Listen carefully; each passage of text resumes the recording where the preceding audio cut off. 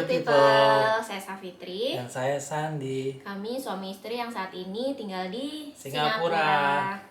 Nah, hari ini kita mau sharing tentang pengalaman Abang. Gimana sih dulu caranya biar bisa sekolah S3 di Amerika tapi tanpa membayar tuition fee. Karena kita tahu kalau sekolah di luar negeri itu pasti mahal kan ya.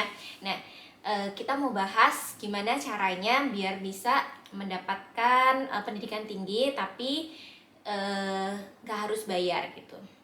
Nah, Abang bisa ceritain nggak masuknya lewat beasiswa apa? Kalau nggak salah kan lewat grant ya.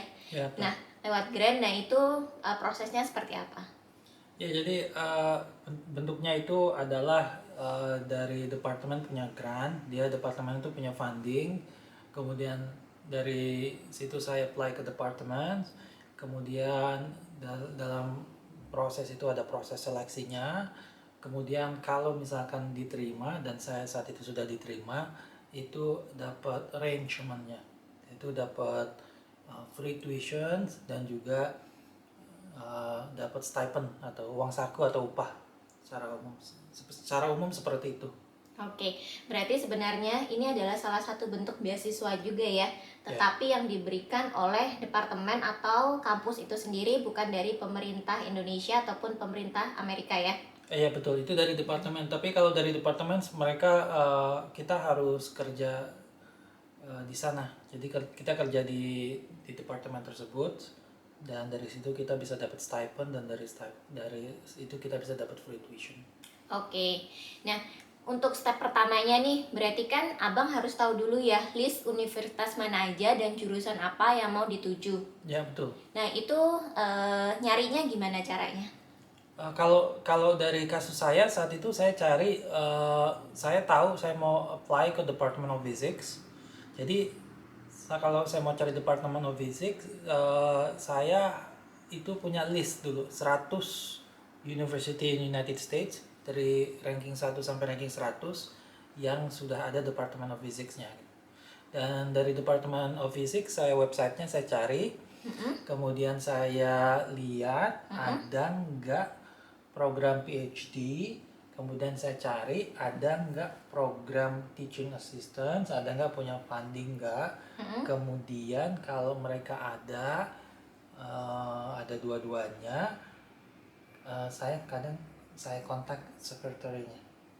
Oke, berarti kita harus ngelis dulu nih. Ya. Jadi untuk menentukan sasaran lah ya. Betul. Sasaran universitas mana yang mau di-apply. Jadi teman-teman harus tahu dulu nih jurusan apa yang diinginkan, terus harus cari tahu nih jurusan itu adanya di kampus yang mana aja, gitu ya. Betul. Untuk meningkatkan peluang biar bisa diterima di kampus itu, kita harus punya pengukuran kira-kira ya untuk kemampuan diri sendiri, kira-kira dari 1 sampai 100 ranking universitas di Amerika itu kita mau apply di range yang mana? Apakah di 1 sampai 10? Karena itu kompetitif ya. Semua yang apply adalah dari seluruh dunia ya. Yang number one MIT. Oke, number one-nya MIT, kedua Stanford, macam itu. Biasanya kalau saya peluang untuk kesana kan tidak terlalu besar. Jadi saya cari yang tengah sampai ke bawah. Berarti 50 sampai ke 100 gitu ya? Iya, terus saya dari 50 ke 100, saya screeningnya dari situ. Kemudian dari situ lagi saya screen sampai 7. Berarti Abang dulu waktu mau apply sudah punya 7 universitas yang diinginkan? Iya, betul. Oke, berarti setelah dapat 7 list tadi, step berikutnya adalah menghubungin departemen-departemen yang memang sedang membuka rekrutmen ya? Iya, jadi step berikutnya kan sebenarnya di situ biasanya ada ditulis. Kalau kurang lengkap bisa tanya ke Secretary of Department, cari emailnya pasti ada Secretary of Department. Tanya mereka ada openingnya kapan, timelinenya. Biasanya timeline itu 1 tahun itu 1 kali. Oh, cuma 1 kali opening aja nih? Yang paling banyak itu 1 tahun 1 kali di semester fall itu. Di spring semester biasanya chance-nya lebih sedikit. Karena di fall semester kan banyak student baru dan itu banyak butuh teaching assistants. Oke. Nah, teaching assistant ini adalah mahasiswa-mahasiswa S3 yang harus mengajar siswa S1 ya? Siswa S1 ya betul. Siswa S1. Jadi beasiswanya adalah bentuknya berupa bekerja kepada departemen yang nanti mendapatkan komisi juga dari departemen untuk uang saku dan akan dibebaskan tuition fee-nya ya. Iya betul. Oke. Yang pertama tadi kita harus list dulu kampus yang diinginkan, yang punya jurusan sesuai yang kita inginkan ya. Iya betul. Kemudian yang kedua adalah menghubungi departemen itu ya. Hubungi departemennya untuk klarifikasi aja, konfirmasi betul nggak mereka prosedurnya demikian. Tapi biasanya prosedurnya sudah ada di websitenya. Oke, udah dijelaskan ya? Sudah dijelaskan karena bukan sekali dua kali, itu sudah umum, sudah lama programnya ada. Oke. Nah kemudian ketiga, setelah kita tahu nih udah menghubungi departemen, yang pasti berikutnya adalah kita akan mengirimkan dokumen-dokumen perlengkapan dan persyaratan kan? Iya betul. Nah itu dokumen apa aja sih yang diperlukan, atau ada ujian-ujian khusus yang memang harus diikuti oleh teman-teman yang ingin melanjutkan S3? Kalau dokumennya ya itu beda-beda tiap universitas. Oke. Ya secara umum itu biasanya universitas butuh ujian standar. Nah ujian standar itu salah satunya misalkan GRE subject atau GRE general, mereka butuh essay. Kadang ada yang nggak butuh essay, ada yang butuh transkrip, kadang ada yang butuh transkrip, ada yang butuh TOEFL, kadang ada yang tidak butuh TOEFL. Oke. Jadi Essay tadi itu kayak motivation letter. Iya semacam itu, motivational letter. Dia ada termnya, saya lupa. Ada, tapi kita harus buat essay kenapa kita mau apply di sini. Misalkan demikian.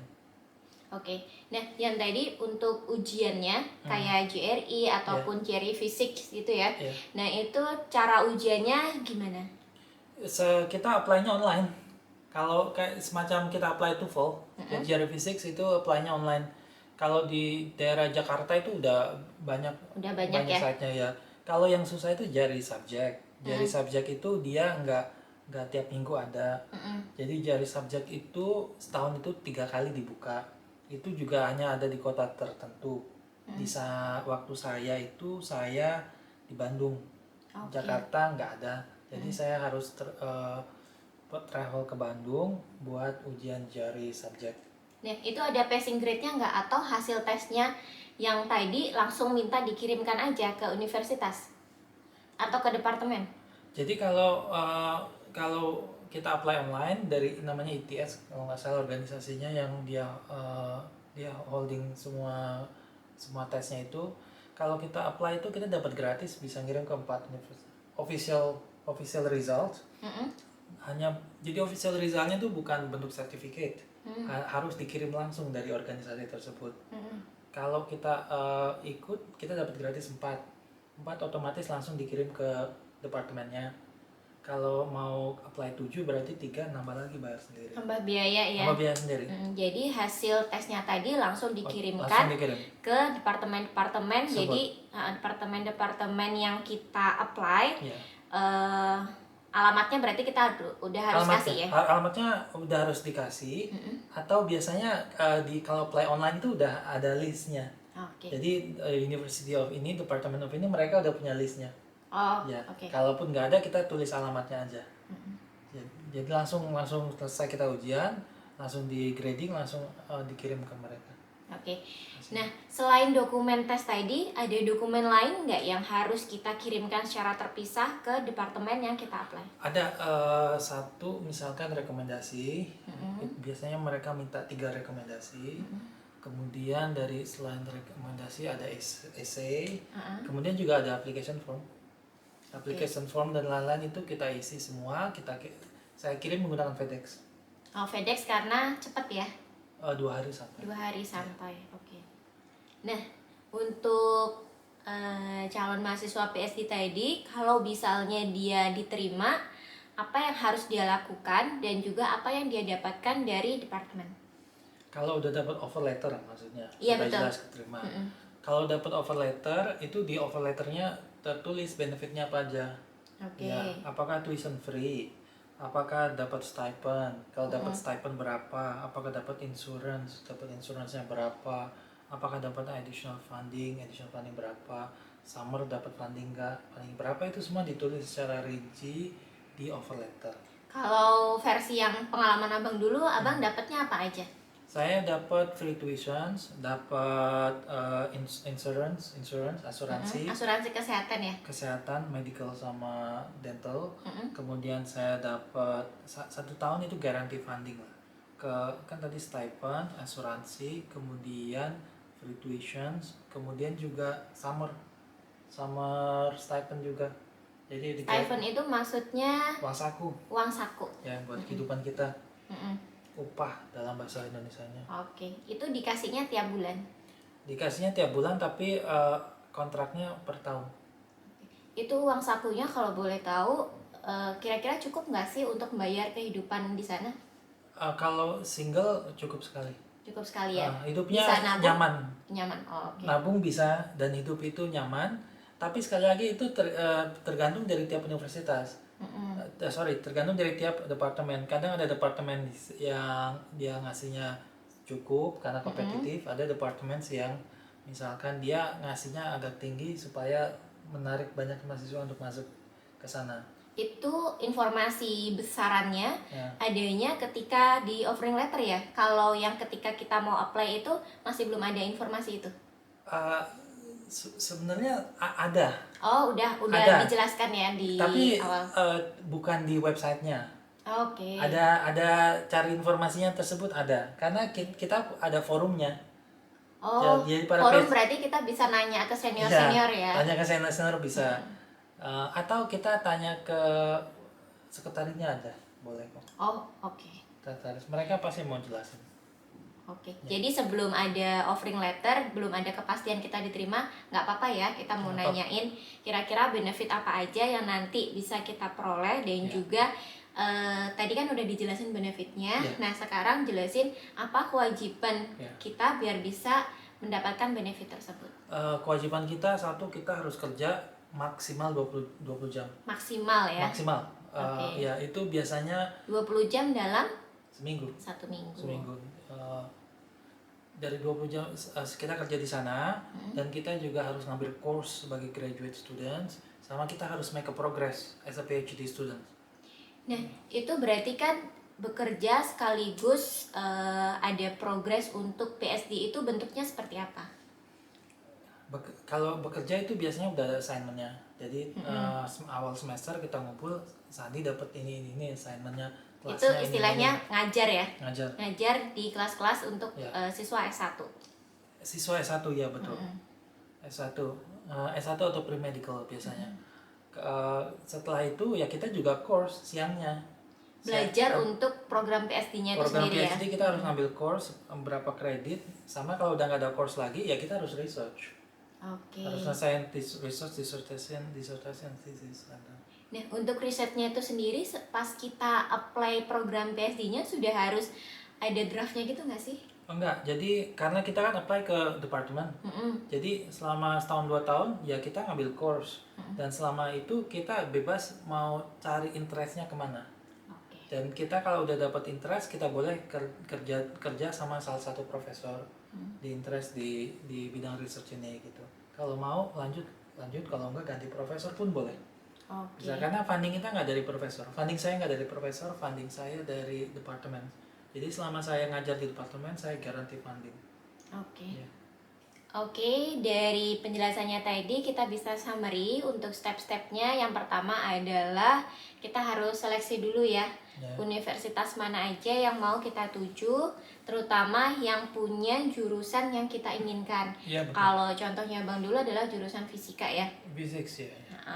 Kemudian yang kedua adalah kita bisa menanyakan, menghubungi kontak yang ada di website masing-masing universitas tadi untuk menanyakan kira-kira prosedurnya seperti apa. Walaupun di situ pasti sudah ada penjelasannya ya. Biasanya sudah ada.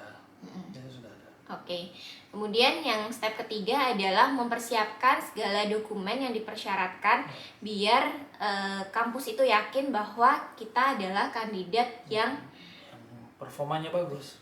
Oke, nah itu tadi diikutin aja sesuai dengan yang diminta oleh departemen ataupun dari kampusnya. Ya tuh. Kemudian yang terakhir adalah ketika kita sudah diterima berarti udah ada arrangement-nya ya. Udah ada arrangement. Udah ada arrangement-nya, kita akan mendapatkan apa dan juga apa kewajiban kita yang harus di-deliver ke kampus. Iya, iya. Dari Abang ada tambahan lagi nggak buat adik-adik ataupun teman-teman yang ingin melanjutkan pursue higher education terutama di S3 di Amerika? Ya lanjutkan saja kalau misalkan memang ada ketertarikan pursue higher education. Sebenarnya peluang itu banyak, peluang itu ada, tinggal kita ya memang harus dipersiapkan sih. Dipersiapkan itu bukan tahun depan atau bulan depan, dipersiapkan itu jauh-jauh hari sebelumnya. Ketika kita memang ada niat pursue higher education, dari ketika kita tahun 1, tahun pertama, tahun kedua di S1, ya kita memang udah harus siapkan diri kita harus punya kualitas performa, dan karena persaingannya persaingan global, persaingan internasional, dan ada ujian standar, dan kita harus buktikan itu di situ ujian Jadi standar. sebaiknya kita udah harus tahu minat kita di mana ya, karena itu akan membentuk skill kita yang lebih dalam lagi. Tetap minat sangat dibutuhkan, tapi yang lebih ditekankan adalah skill. Ya skill kalau memang kuliah di bidang sains ya skill science, kuliah di bidang engineer ya skill di engineer, semacam itu. Dan peluang memang banyak, dan kadang informasi terlalu banyak di sana jadi susah untuk mencari, dan juga untuk spesifik mana yang harus dikejar itu memang susah. Ya itu perjalanan aja, terus aja cari, tapi dan juga saya itu terus improve dari skillnya kaliannya, kemudian ya berusaha di dua itu nanti pelan-pelan, baru awalnya tidak terbayang bagaimana prosesnya, lama-lama pelan-pelan jadi tahu lah. Oke. Gitu aja lah saya. Jadi buat teman-teman yang sedang proses mencari, tetap harus bersemangat ya, dan juga harus aktif untuk berani menghubungin departemen-departemen yang sudah yang diinginkan. Iya betul. Gitu. Oke, misalnya ada pertanyaan dari teman-teman semuanya, nanti bisa tinggalkan komentar. Misalkan nanti bisa kami jawab dari komentarnya, langsung kami tulis, ataupun jika nanti ternyata membutuhkan penjelasan yang lebih panjang, kita akan bikinin video baru ya. Oh iya bisa. Oke, gitu aja. Jangan lupa komen, like, dan subscribe. Oke, terima kasih. Terima kasih. Sampai jumpa. Sampai jumpa.